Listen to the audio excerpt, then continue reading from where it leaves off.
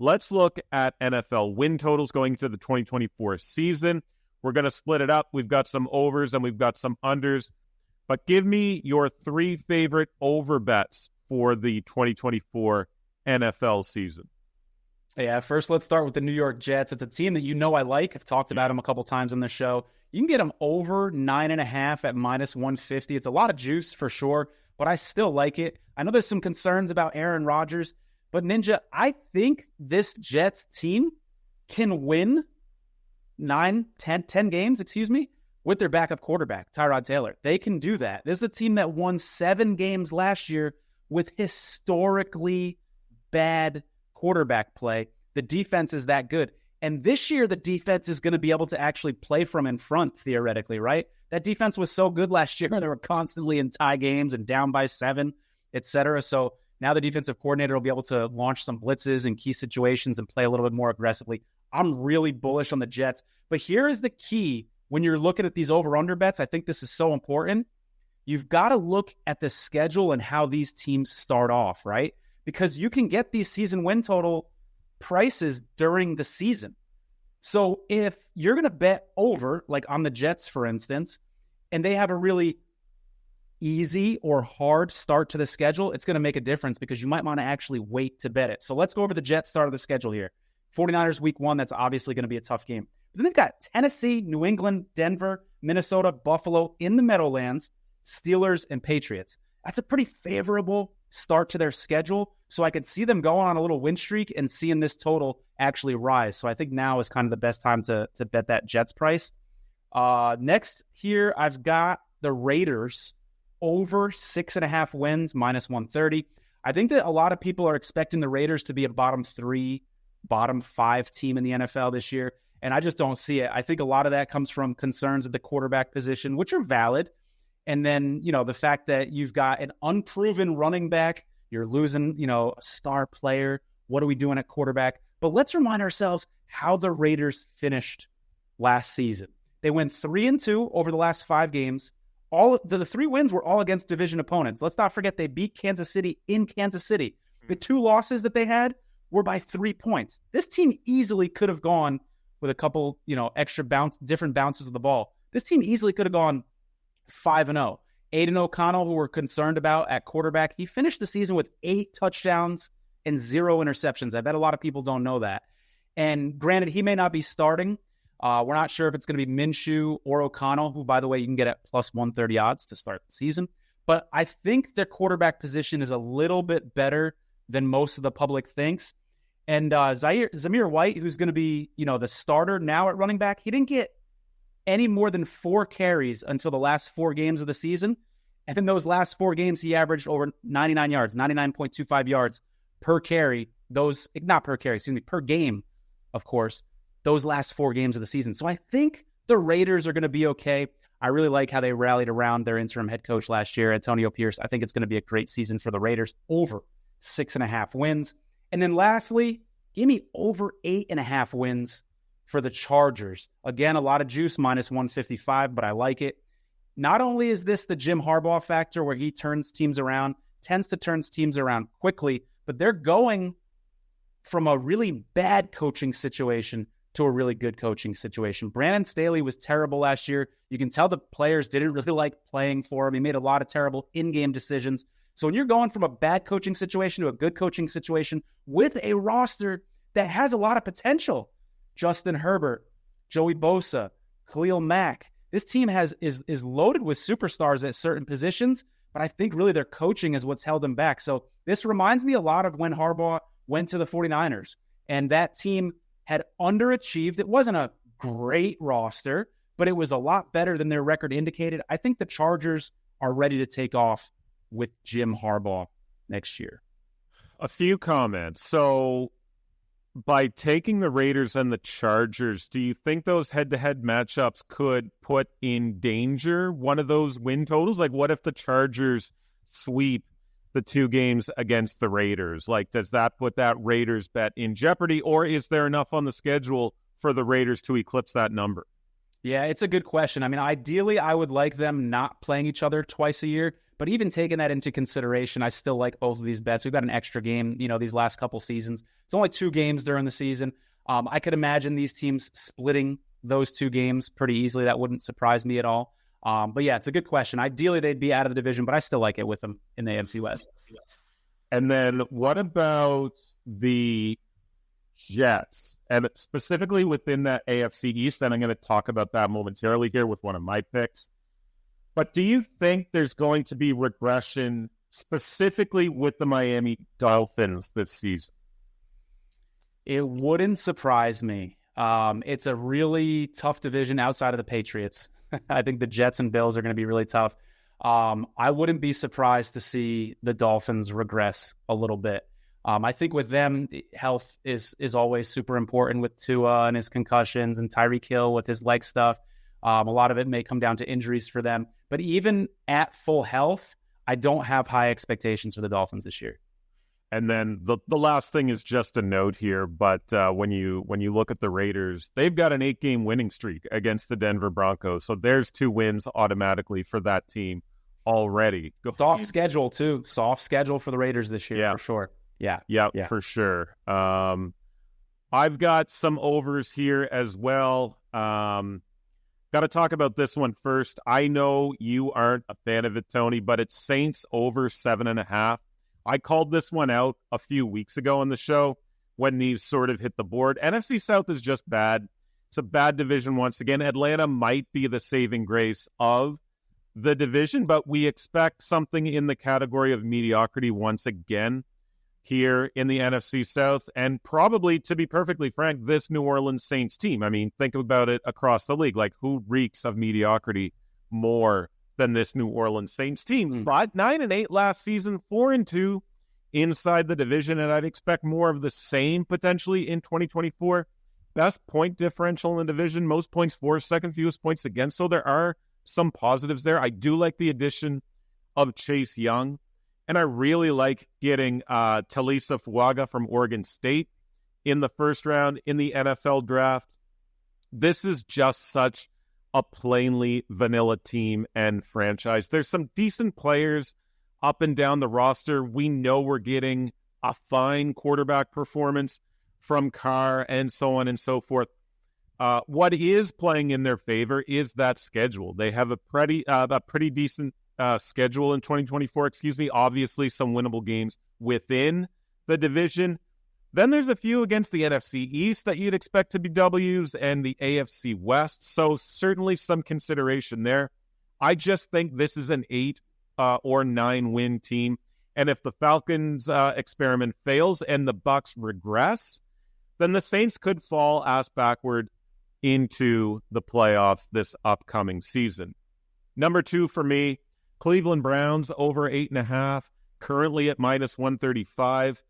Gotta love this team on paper, at least. Just stacked on both sides of the ball.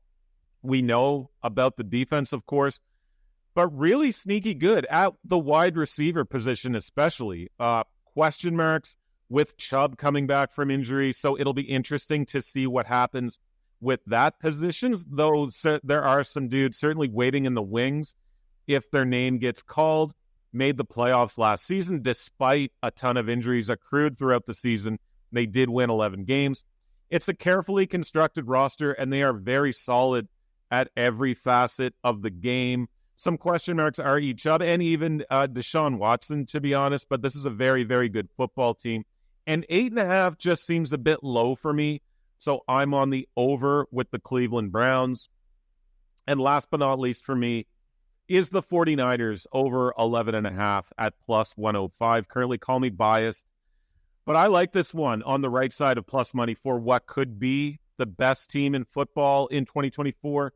This team could be halfway there, Tony, going into Week 7, that Week 7 Super Bowl rematch against Kansas City. The Niners open against the Jets. You already mentioned it. Tough game there, but you'd like to think they can get the W there. But then at the Vikes, at the Rams, versus the Pats, versus the Cardinals, and then at Seattle. That's 6-0 for me. Now, you can argue that top to bottom, this is the best roster in the NFL, and I probably wouldn't disagree. As we sit here in early July, there was a lot of noise when the Niners, quote-unquote, reached for Ricky Pearsall in the first round. But keep an eye out for third-round pick Dominic Pooney from Kansas. He's a versatile O-lineman, and a lot of talk about him being one of the steals of the 2024 draft. Anyway, they've eclipsed 11.5 in each of the last 2 seasons. It's one of the most complete rosters in the league. There are some rookies that could be impactful on this roster on year one from week one. There are a lot of games you can circle on this schedule as wins. And just talking about this right now has me super excited for the Niners season. Over 11.5 for the 49ers for me in 2024. I like the Niners pick. I like what they did in their secondary, too, bringing Isaac Yiadom over from the Saints and then Rock Ya-Sin as a depth piece. They're not going to be counting on him to start. He's going to be like a 4th or 5th corner on that team. So I like how they're reshaping that defense a little bit. I also like your Browns bet, Ninj. I don't have as much conviction in Cleveland as you. I see them as like a high variance team that could be really good, could be really bad. But why I like it, just from a value standpoint, again, you want to look at how these teams start out. And Cleveland's first couple games, they're in a situation where they go against Dallas. That could be a coin flip week 1, right? And then Jacksonville, the Giants, the Raiders, and Washington. So a really soft start to the schedule for them. I could see them winning, 3 or 4 of those games, then potentially that total goes up a little bit later in the season. Let's get into some unders here now. Some teams that will fall short of what sportsbooks anticipate for them in 2024. Kick us off here, Tony. Who are you eyeing up for under the win total this season? Yeah, give me the Patriots under 4.5 wins plus 135. If I had to bet right now, I think they'll be, the worst team in the NFL. Their defensive coordinator, I got to get this guy's name, DeMarcus Covington. I read he wasn't their first choice. He wasn't their second choice. He wasn't their third choice. Some people are saying he may have been the 6th, 7th, or 8th option for the Patriots at defensive coordinator. And so it sounds like they settled at defensive coordinator, a spot where Bill Belichick has been running that defense. So you go from one of the greatest defensive minds in the NFL to this guy that you apparently got in-house but settled for. I think that could be trouble for the Patriots defense going forward. And then just when you look at their schedule, they're not favored in a single game this year. It's hard for me to find 4 wins on this team's schedule. You got Jacoby Brissett and Drake May. I'm not quite sure who's going to be starting week 1 for them.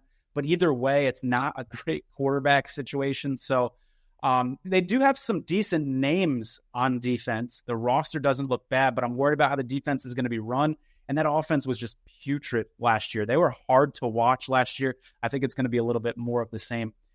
Next up, I've got the Bears under 8.5 wins. We can get that at plus 140 right now. That's a nice price. There is a lot to like about the Bears. Okay, and we've talked about this. They've got a lot of weapons. I wouldn't be shocked. I think there is a high ceiling for the Bears. But just where this number is at right now for a rookie quarterback, 8.5 wins is pretty high. I bet it earlier at 9.5, under 9.5. I think that that number I feel a lot more comfortable about, but 8.5 wins plus 140 is still nice value. The Bears are an injury-prone team. We saw last year Jalen Johnson, Jaquan Brisker, members of their secondary, and really their whole defense were constantly getting hurt. And then they add Keenan Allen on offense, a guy who gets hurt all the time. So you've already got an injury-prone team. You're adding Mr. Injury in Keenan Allen on offense. I could see a scenario. I do see a scenario where the Bears have a couple injuries add up, their depth is exposed a little bit, and things kind of spiral out of control for this team. So I like the Bears under as well. And then this one might surprise you a little bit, Ninja. How about the Ravens under 10.5 wins plus 115? I know it doesn't feel good betting against John Harbaugh. It doesn't feel good betting against the Ravens to win games. But they've lost Mike McDonald to Seattle. Really, really good defensive coordinator. So I think there could be a little bit of a growing period for that defense moving forward. They lost 3 starters on the offensive line. They kind of replaced them. They have a couple guys in-house. They've got a second-round pick at right tackle.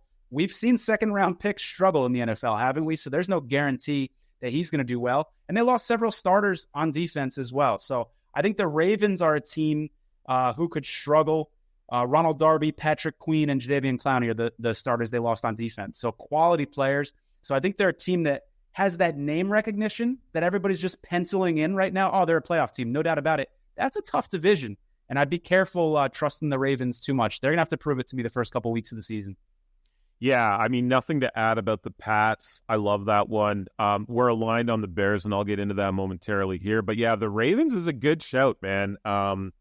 Risky, obviously, with such an established franchise and a great head coach, but the O-line is the thing for me, man. Like, well, to be fair, and you mentioned it, they did lose bodies on both sides of the ball, but that O-line got a little bit picked apart. So it'll be interesting to see how them, Lamar, etc., can respond to some new situations in 2024. For me, I'll just start with the Denver Broncos. They're at 5.5 here, minus 125 for the under. This team hasn't had a winning season, Tony, since 2016. 7 straight seasons of pretty poor football from this organization. The forecast for 2024 is not good either. 5.5 on the board. As stated, mercifully, the Russell Wilson era is done, but now you've got what? Bo Nix or Jarrett Stidham under center for this team. Jerry Jeudy was shipped out. They lost other bodies as well here in the offseason. They've only got 8 home games as well, so on the wrong side of that for home games in the upcoming season. The schedule is not great. Obviously, you got to play the Chiefs twice, and then the AFC North on the schedule as well. For the Broncos, the bye is in week 14. And then after that, you've got 4 very tough matchups to close the season. You've got Colts, Chargers, Bengals, Chiefs. There could be a lot on the line in those last 4 games. So, no, it's not great for the Broncos this season. I'll play the under 5.5 for them in 2024. Number 2 for me is the Buffalo Bills under 10.5. Chalky at minus 155. But just so much roster turnover with this team in the offseason. Diggs, obviously, the notable name as he's off to Houston. Gabe Davis, Leonard Floyd, Tre'Davious White, Mitch Morse, all gone. And even more names have left the Buffalo Bills franchise. So they sit with the highest win total in the division in that AFC East. This team did win a dozen games last season. They beat the Steelers in the wild card round. There were a lot of tight games for the Bills in 2023. After the opening 4 weeks of the season, which they did blow some teams out, but then they beat the Giants by 5, the Bucs by 6, the Chargers by just 2, the Pats by 6. And then they lost games to the likes of the Pats, the Broncos, the Jags. I think Josh Allen is good enough that he can carry this team to some wins on his back, and it's still a team that can and should compete for the division title. I just think given some of the losses, the number is just a tick too high for me. The receiver room is thin and not great. It's going to be very interesting to see what Keon Coleman can add to the mix. But yeah, it's going to be a no from me from the Buffalo Bills under 10.5. And then the last one, Tony, you've already mentioned it, so I'll just add a quick few tidbits here is the Bears under 8.5. Good value, like you mentioned. But we've said it last season. We said it pre-draft, post-draft. We do really like where this team is headed. And I can't wait for the Rome Odunze era to start. 8.5, just too high. There is just a bit too much youth in some very important positions. Receiver, one of them, and then obviously quarterback being another. Caleb Williams is going to have to replicate a lot of the magic we saw from C.J. Stroud last season with a rookie under a rebuilding franchise. Nobody expected it, because it's near impossible to replicate. There is a ton of questions within this team, namely Eberflus. The offensive line has some doubts. The defensive line and the edge position on the other side of the ball do have some question marks as well. Time will tell where all of those items stand with this team in 2024. But like we talked about, there's much to like with what the Bears are doing. It would just take a monumental leap forward for them to approach double-digit wins in 2024. Excited for the future. Also excited to bet the under 8.5 here at plus 140, plus 145. Make sure you shop around. Reportedly, though, the public has been hammering the over on this in terms of both money and tickets. So I will gladly play the contrarian here. Going to be exciting to watch. They do have some great pieces, but under 8.5 for me for the Chicago Bears coming up here. Yeah, it's a team I wish I could get futures odds for next year for the Bears already, because I think they'll be competitive. I just think they're a year away from that.